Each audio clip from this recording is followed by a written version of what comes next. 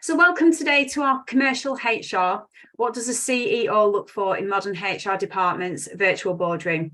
That is being facilitated by HR Recruit and Ian Kirkpatrick from EISOP. My name's Jo Thompson and I'm consultant for HR Recruit. I'm joined today by Ian, who will introduce himself shortly. Ian's going to discuss with you what a CEO looks for and how you can increase your impact within an organisation.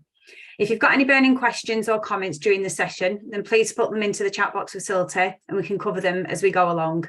If not, we've allowed time at the end for any additional questions. I'm now going to hand you over to Ian, who will introduce himself and start the session. Thank you. Okay, great. Good morning, everybody, or good afternoon now. Thank you very much for the intro, Jo. Just wanted to see, can people see the screen there? Yeah, everyone, that's good. Thumbs up. Excellent. Thank you very much. So just as an aside, at the moment I've created a new role as CPO. I've just got a puppy, so I'm Chief Puppy Officer at the moment, and the training is going well. The retention is going well, so we're doing all right on that front at the moment. So just to give you a quick introduction into myself. So who am I and what is EISOP? So 25 plus years experience operating at board levels, and that's been across a range of industries and sectors. And I put there an important piece for me, which was respecting peoples in all roles. We'll come on to a little bit of piece of that, but people often say that you know, we're a big people business and people are our biggest asset. So from my perspective, respecting people in all roles is respecting your biggest asset. And a lot of people sort of say, well, assets are things like trucks and warehouses and buildings and things like that. Well, actually, people are your biggest cost, so they're your biggest asset. Type of roles that I've covered, wide and varied: supply chain director, logistics director, purchasing, property facilities, and then group HR director. And the type of businesses that I've covered is Scottish and Newcastle, Co-op, Premier Foods, RS Components, Muller, Kalina, all fast moving consumer good, low margin businesses. And to the cross-functional career element, when I moved across from supply chain logistics director to group HR director, was when I was working for a Japanese firm called Itoshu, who owned Stapleton's, E-Tails and Quick-Fit. You'll have heard of Quick-Fit for sure. Stapleton's is a big wholesale tire distributor, and E-Tail was the holding group that looked after that. So Itoshu Corporation, $100 billion turnover business, 615 subsidiaries worldwide. Brands that you will know, they own people like Del Monte, Tommy Hilfiger. They do oil mining in Azerbaijan. So pretty big corporate world. And the crossover was, as the CEO went on his shopping spree to buy businesses, he wanted someone with a commercial background to head up the HR function, which was quite a unique journey. So there is a blend of ops and supply chain HR, resource leadership. And last year I set up EISOP, which is excellence in supply chain operations and people. So that's basically a quick summary of myself. So without further ado, I'm expecting quite a lot of good questions, some challenges here.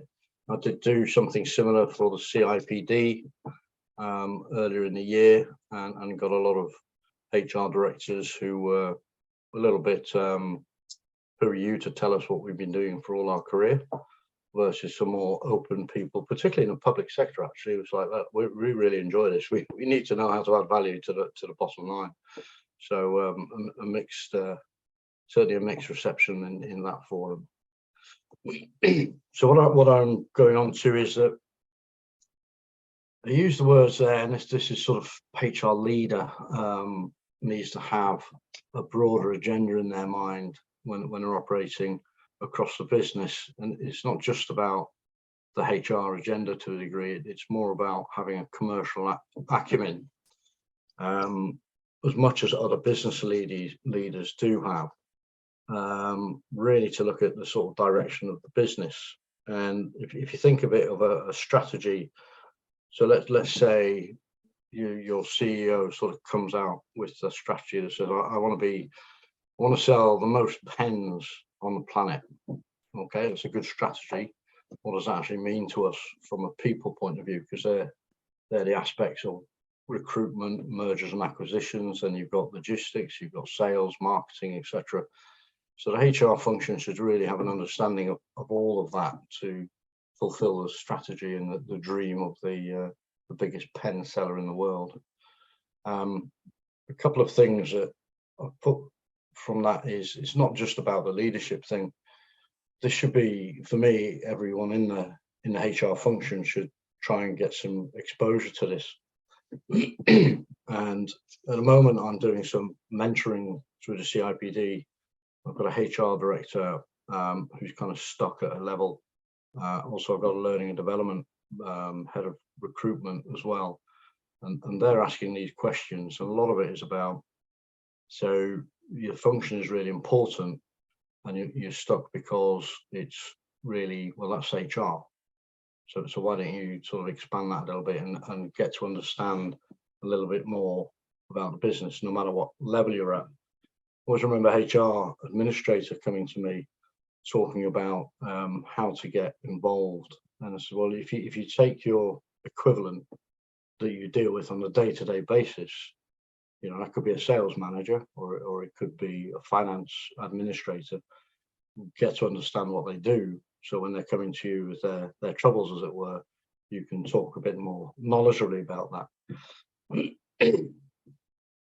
One of the other aspects is that this is where the controversy came in terms of the CIPD, which is traditionally, I use that word, traditionally, HR teams are still criticised for working to their own ends. In other words, you know, we look after policy, we protect employees and protect employers at the same time.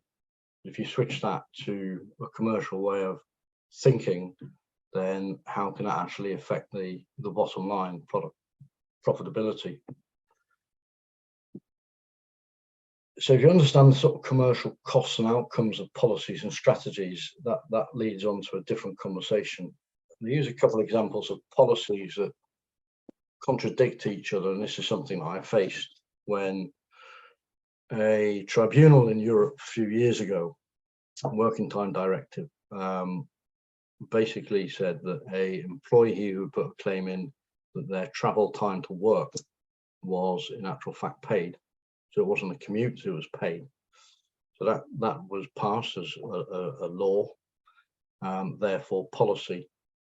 At the same time, we were implementing in a business vehicle tracking. So we were tracking company cars and company vehicles, etc. So one of the arguments that was put to us was, well, if you're tracking me from when I'm driving from my home to my place of work, therefore you should pay me under the working time directive.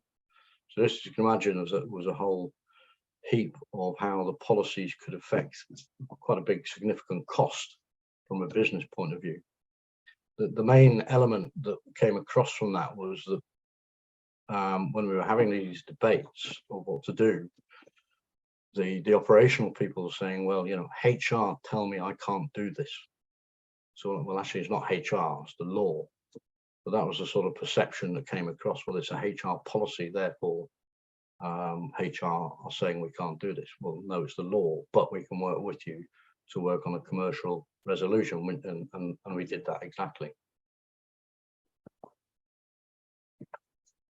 So these are the things that I point out, and this is where some of the challenges come in. Taking an interest in the business, and this means really taking time out if you can and spending time in the field. And a lot of people turn around and say, well, I just haven't got time to do that. But if you look at it from the point of view of understanding the customer, the internal customer, not just a head office point of view, let's say there's a disciplinary and grievance going on about a particular element of the business that you don't quite understand, but operations will say, well, that's just the way it is, and it's gross misconduct and so on and so forth. And if you can go out and understand why that potentially is gross misconduct, then you can guide them differently. And that comes into the point of view of, well, maybe we can change it differently, whether it comes to training or putting in new KPIs or different performance managements to get a result that is we actually retain someone rather than getting rid of them because I understand your business. One of the examples that we had on that in the automotive industry was not a great thing, which was loose wheels on cars.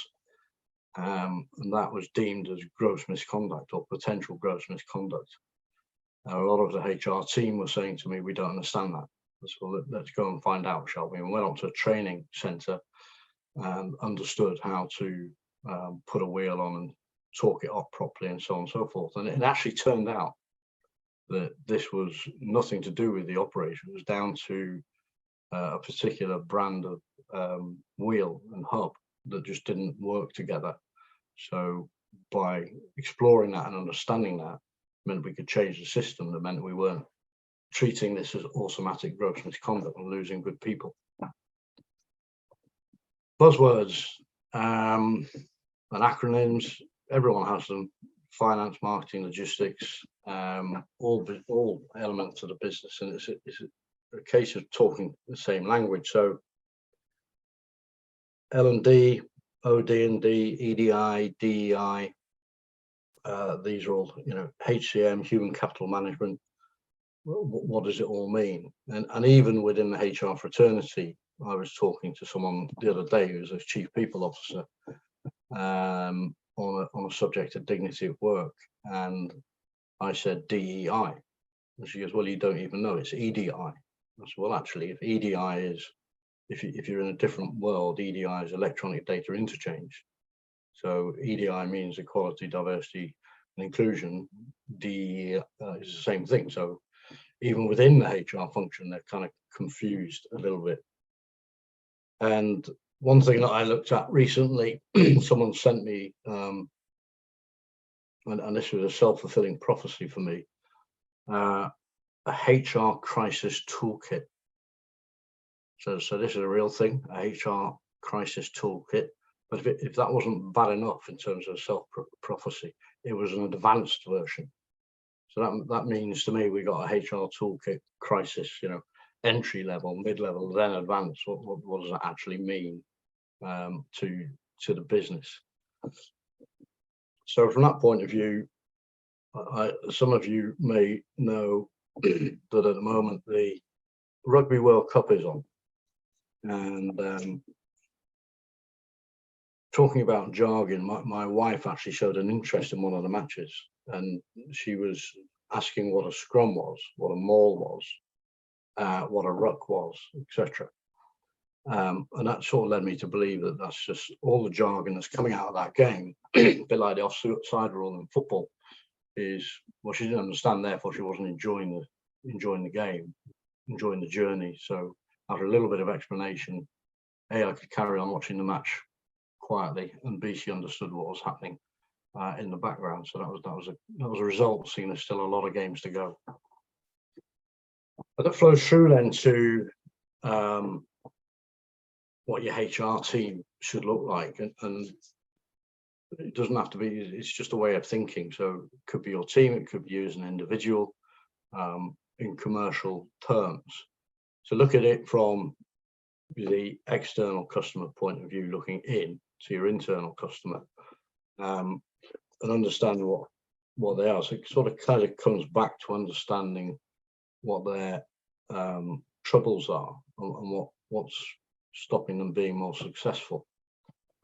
One of the examples that I use again in the automotive industry was a big project had been set up, and this was a quality project, so it was a bit like Six Sigma. It was called something different.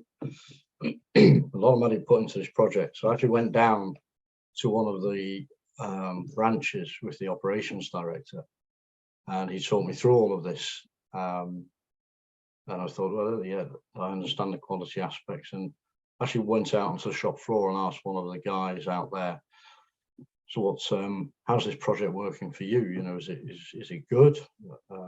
What's stopping you being more successful? This was around about £100,000 investment, and this guy turned around to me and said, torque wrenches. Now, if you don't know what a torque wrench is, it's a tool for tightening up nuts on a wheel of a car. So I said, okay, torque wrenches. What do you mean? He said, well, I've got 5 ramps. I've only got 4 torque wrenches. If I had another torque wrench, I could make more profit and make more bonus by getting another car on the ramp. So I was like, okay, so we spent £100,000 on this project, and you're telling me an investment of 70 quid on a torque wrench will make you more profitable? Yes. Okay, so now I understand your world, understand your business. Let's go back and talk about whether we should be using £100,000 on more development of people's skills, rather than this quality thing that clearly has just been blown out of the water by this guy who knows what he's doing down here.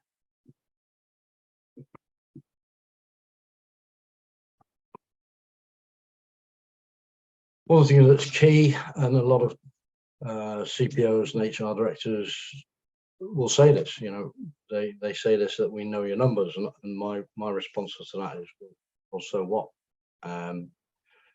So the CEOs, CFOs, they want to know where their money's going, the financial importance of the money they're putting in, and what's the improvement of the direct result. So the question is, how do we measure it?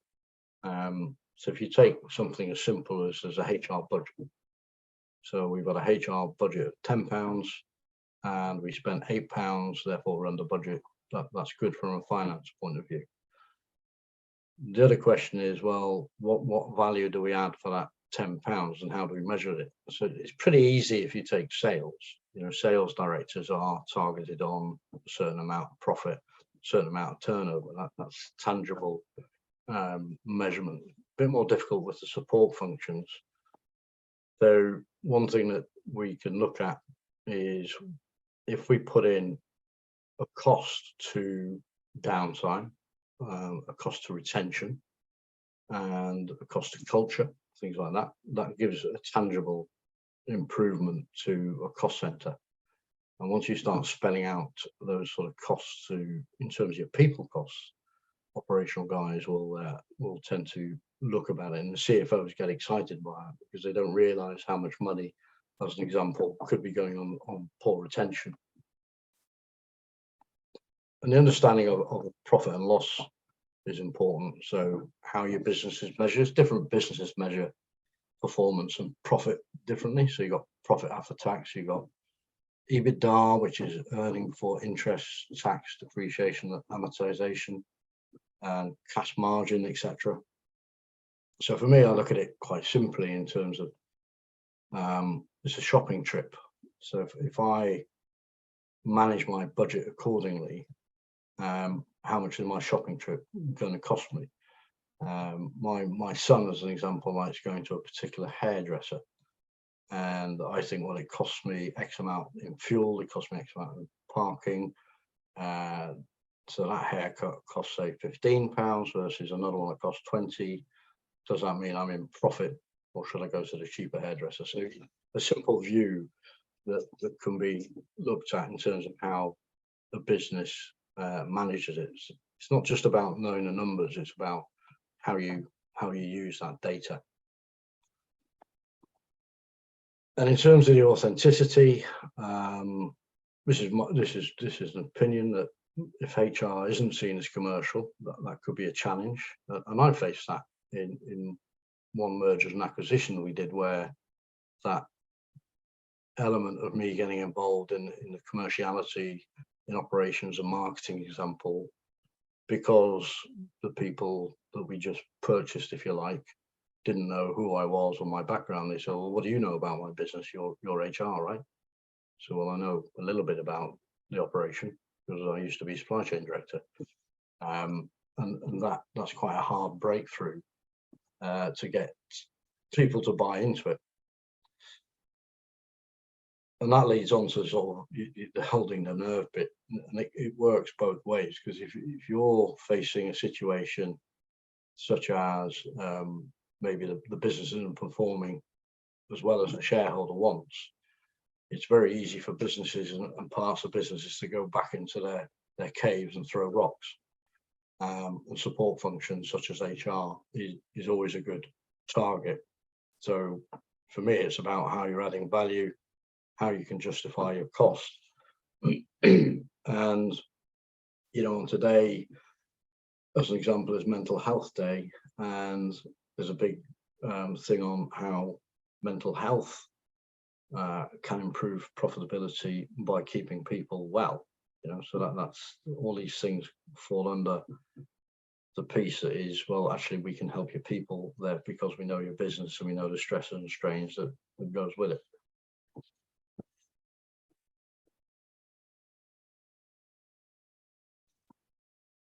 Well, I've put this up there because these are some shocking stats, and they mean nothing when you start talking to people about.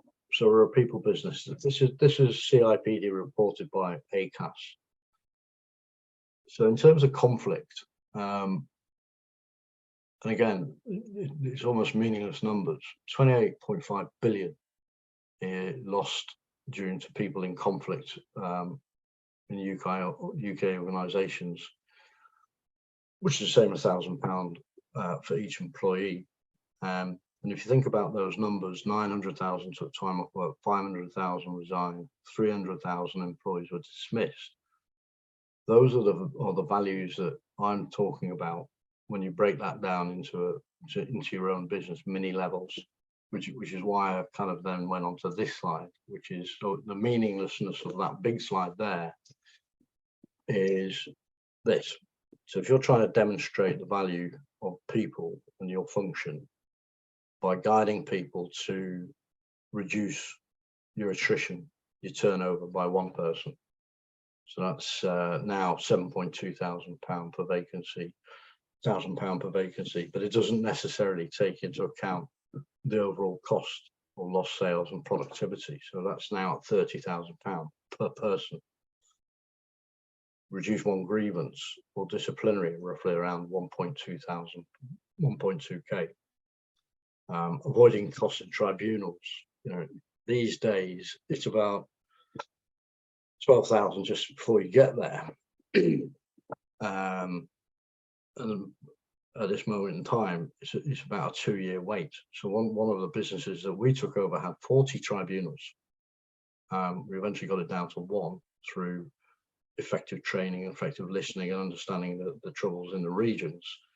But if you then sort of throw this number out, and I did something a bit naughty, which was put the actual tribunal costs to each business P&L.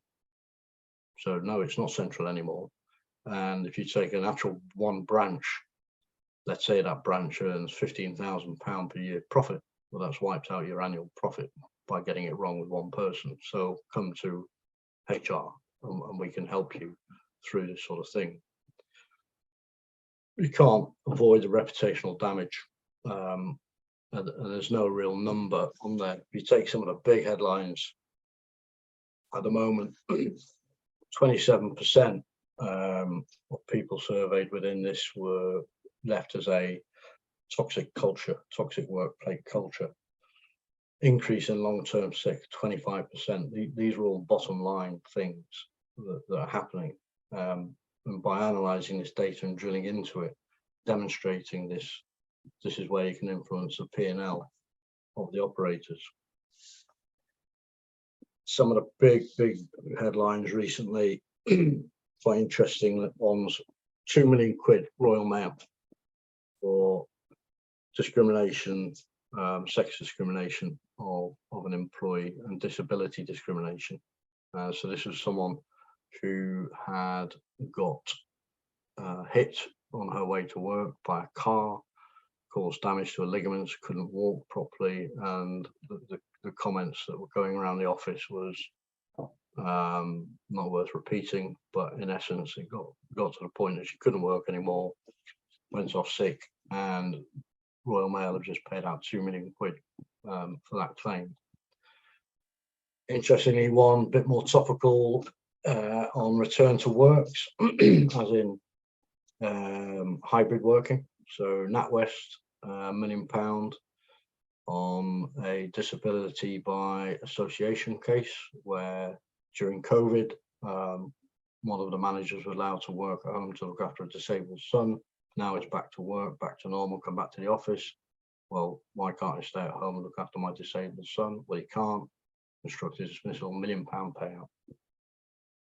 So these are big numbers that are, you know, a lot of people sort of say, well, these are one-offs. They're not. If you actually look on a weekly basis, there are numbers like this, there are brands like this being hit with claims like this, although they take a long time to come to fruition. The numbers are going up. So HR can help from a commercial perspective and understanding why these things are happening. So these flashing lights for the operational people should say, let's measure it. And you know, one of the things I put into place was a very simple weekly report that went out in terms of the cost of grievances, disciplinary, people on suspension, attrition.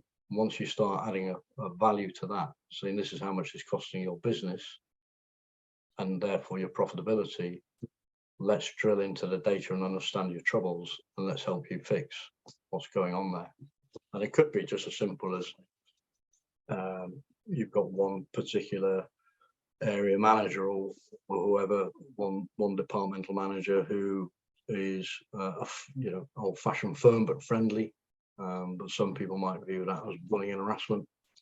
So let's retrain that person so that we get a few more people on side.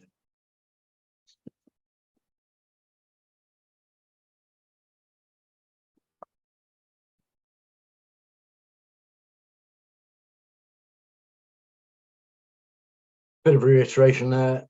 CEO, CFO, worry about, again, it doesn't matter if it's a CEO, CFO, it could be, you know, the finance person, the operations person. What is it that they are looking at the moment? There's a huge, I was at a conference the other day doing a talk on retention of people, and AI came up, which is a great subject,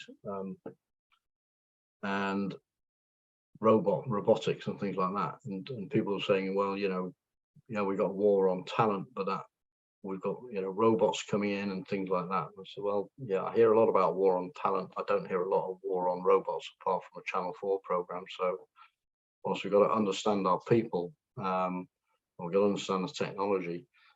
If you speak to the MOD, you know, I do some work with the MOD on a voluntary basis, and the AI to them is just information. It's not necessarily that, it's just information. And some of you will be, I'll try and cover each range of ages here, but e-commerce is another one that's coming in. Everyone hears about e-commerce. Back in the day, some of you will remember Empire Stores, which was a catalogue that you'd order product off, and moving forward to the likes of Argos catalogue. These days it's Screwfix and go outdoors. So what do? You look at a catalogue and you go and order online. That's e-commerce. So stay focused on the people. Technology is important, but stay focused on the people aspect. One of the things that I'm passionate about is the EDI, DEI element, but at the same time, a culture of dignity at work. So this is almost a statement I did make, which was EDI should be a given. This is about dignity at work and well-being of people, no matter who they are. When I talk about Steve the cleaner there, Steve the cleaner is a really important guy, and he is a real guy. I was working in a interim role for the cleaner group, cleaner owned people like Eddie Stobart, and the CEO was on site and I had a morning meeting. I invited Steve the cleaner in, and so I asked, right, where are we going to start? We had a head of transport there, head of distribution, head of finance. Just started with Steve the cleaner, and he said, "Oh, I've had a terrible day so far. So every time I come in, I can't clean the warehouse floor because I've got to get the forklift trucks on charge by the night shift." I said, "Okay, that's great. Thanks, Steve." And CEO asked me, "Why the hell was Steve the cleaner then?" I said, "Okay, well, he's just identified a huge problem in profitability and efficiency, because every time he comes in, he's got to move the forklift trucks, put them on charge before he cleans the floor, right? So what's happening for the day shift? They're sitting in the canteen, not operating the forklift trucks because they're not charged up. That's why Steve the cleaner's there, because he knows the business." He goes, "All right, okay." So important people, and that big ticket item there of attrition. Be interesting to see, when you look at it yourselves, what is your attrition rate? If you look at industry standards, so industrial turnover as example, is 50% attrition.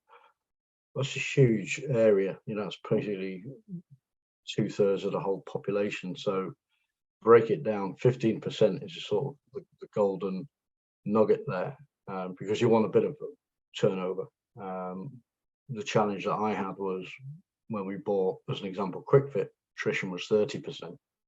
How do we get that down to 15? We managed to get it down to just below 20, again, by just listening and understanding why we were getting rid of people. And that was drilling into a lot of data, and in particular length of service. We found that the majority of people left within 12 months. And then you break that down to 9 and 6 and 3. And when you look at the 3-month people, it's like, well, I never had my inducted, or I didn't get my uniform, or really, really simple things that we could have stopped people from leaving. So the support operations, again, it's the internal, external customer. And if you're all customers yourself, so experience what you're selling, or what your offer is.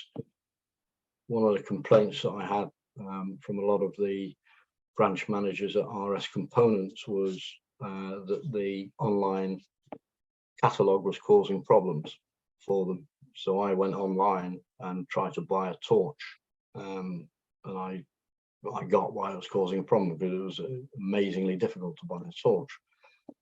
So I tracked that back up to, well, the technical people set it all up. They said it was whiz bang, it was COVID, so we had to switch to e-commerce quickly. I said, yeah, but if you try buying a torch, it's really difficult. And that then, once we fixed that, was a relatively simple fix. Instead of 10 clicks, go to 2 clicks. That helped the branch guys in terms of their sales. In terms of the brand aspect, in generational terms, millennials, Gen X, Y, Z, put yourself in whatever category you want. One of the things that I looked at was brand on, in particular, QuickFit, and set up a thing called New to the Road. And what do I know about that sort of thing? That's marketing and sales, right? So what I know is I've got a 17-year-old daughter who loves brands. She loves Primark. So QuickFit's a brand. My son, on the other hand, loves Boss. So he's not very popular with me, but Primark is good. And so I did a New to the Road at her school. We've got some QuickFit people down there. They talked about tires under bonnet levels, that sort of thing. Did it work? She came back with a QuickFit goodie bag. She went around all our cards and she said to Mum, get to QuickFit. You've got 1.6 mil on your tires and nearly illegal. Oh, right. I better go to QuickFit. There you go. There's a sale out of initiative on generation. And the other side of it is the benefits package. It's not, you probably know this, not all about base pay. One of the things that kind of still amuses me when people are advertising, we offer a pension as a benefit. Well, it's not a benefit because it's law, you have to. If you offer a pension that's bigger than auto enrollment, that's different. Free fruit and coffee, Discount schemes are huge, and again, if you've got discount reward schemes, sell that into your staff. From a base of it's a net increase in your pay. So if you've got a decent reward scheme that you could buy holidays, computers, 5% off Asda, that sort of stuff, then put that into that as a net increase in your salary. So if you're earning minimum wage, we've just given you another X £100. So it's a real benefit to work for us. Flexible working, new regulations come in on flexible working in terms of from day one. Hybrid office, it's a huge area of debate at the moment. I know an awful lot of IT software developers who just won't go to an office. They have to work from home, or else they won't take their job. Simple as that. Sustainability is big. Healthcare, helplines, mental health, etc. So these are all the packages that you sell to on behalf of your brand to the operational people. This is why HR is here to support you. We're not just about saying that we have policies and procedures. We actually will encourage people to join the brand. So in kind of summary, there's no doubt about it that HR is a massive role in the customer experience for excellence. And it really is about when HR takes care of the internal customer, therefore that flows through from the external customer. So I always start the external customer point of view is, I'm a customer and I walk into a store.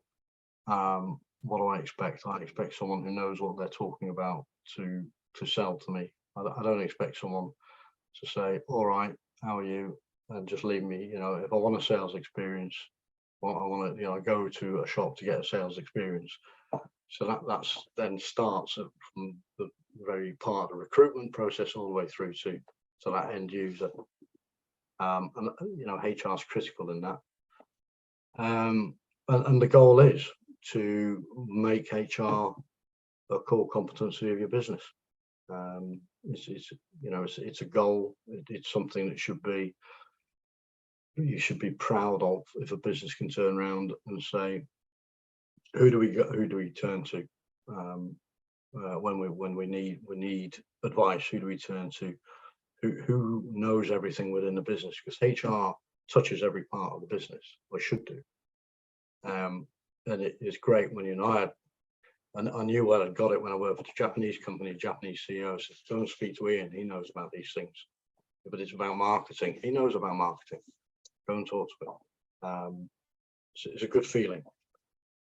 So that comes into the superior value bit and who you are. The wide variety of markets is take that as within your business and the cross-functional elements.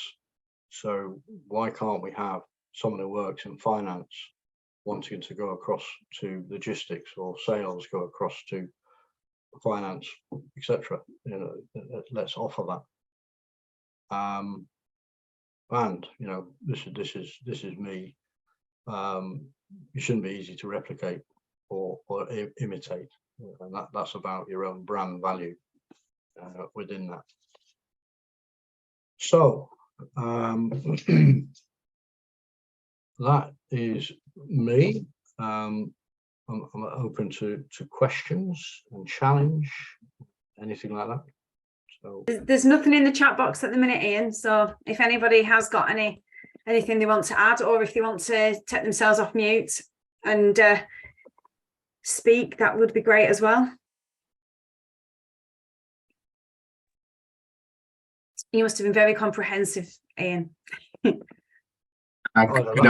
People are sat in shock. Sorry, Nigel, you put your hand on it. That was very reassuring, Ian, to sit and listen to that, because I think to some extent we've had a similar background working in thin margin businesses, and the need to understand how money is made, where customers come from, where your risk and opportunity is to add value to the organisation is what you deliver. And you have to have the transactional stuff absolutely nailed on, but if you're not sufficiently knowledgeable about the organisation and able to ask the right questions, there's a whole bunch of more strategic value that people miss out on. So and it doesn't surprise me that you had some folks in the CIPD thinking, who the heck are you to be marking our homework for us? I've been down that route many times before. So thank you. I appreciate that. No, brilliant. Thanks, Nigel. Robin had his hand up. Robin, did you want to say something? Yeah, thank you very much for inviting me along today. I suppose one of the things you said, Ian, was about benefits packages, and that people do actually value them. I suppose I've been around in HR for quite a long time now, and I can remember right early on in my career, an HR director saying, "Cash is king." What's your view on that? Ask my 15-year-old son when I give him £5. He said, no, transfer it to my bank. Yeah, I use my phone. I think there is. I don't think that's the right approach these days, because if you've got a route to just blow cash, and the reason why I kind of go on about this a little bit is, if you've got rewards benefit package that helps every member of the family, then that drives loyalty. So where we put in a rewards package, which was pretty significant, a lot of people were like, well, what's that? Because we didn't launch it right. So we actually sent postcards out during summer, and then Christmas cards out, sort of thing, to land on a doormat, and for the partners to look at this and say, wow, we can get 5% off Asda here, or we can get 15% off cinema tickets. I don't want you to leave that business. This is good. And the problem is, when you for me, it's, what do you spend your cash on? How do you administer that from a tax point of view, as well as what people use it for? So I'm more on the benefit side rather than the cash side, because you'll have cash reward. Well, people use cash rewards. We did this in one of the automotive industries, and this was unbelievable. The bad feeling it created. So you've got various subsidiaries, and one of the subsidiaries has decided to do, let's say, regional manager of the year, regional director of the year, that sort of thing, and thousands of pounds. And in one mad instance, this one subsidiary decided to give away 2 BMW cars in a big conference, and the animosity that drove. We had a problem anyway, joining up these subsidiaries that we bought. Here's one giving away a couple of BMW cars.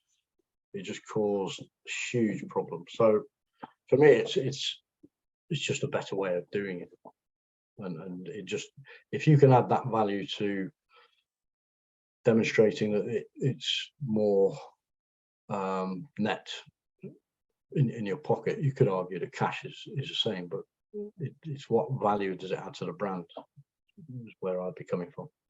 I think things have changed since lockdown anyway. I think more people are valuing other things, such as the time and work-life balance, as opposed to just monetary.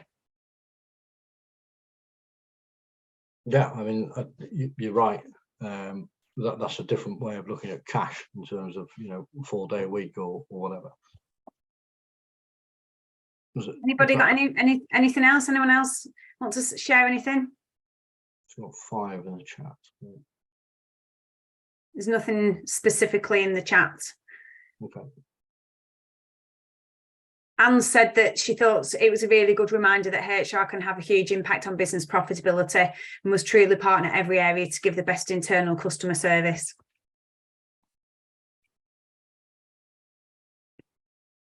Is there anything else you want to add, Ian, or are you happy for me to? No, I mean, if anyone, if there's one of people take it offline, my contact details are there. Just carry on talking through the experiences and how, you know, from my point of view, we've impacted on the bottom line profitability of businesses. So it's reach out if you want to. Okay, so we will send out some correspondence this afternoon to everyone that's signed up for the event, and I'll put a post on LinkedIn. So if you'd like a copy of the slides and or the recording, then please put a comment against the post on LinkedIn. Our next event is on the 2nd of November and is an introduction to the GC index. So sign up to this will be included in the email this afternoon. We'll also send out a short feedback survey to everyone that's signed up for the event. So if you do have a few minutes to complete it, then this will be very much appreciated. If anyone's recruiting, we've also got accountancy recruit, FD recruit and executive recruit in the group. Otherwise, I'd just like to say a massive thanks to Ian for your time and effort in putting the session together, and also to everybody for tuning in. So it's been much appreciated. Thanks very much.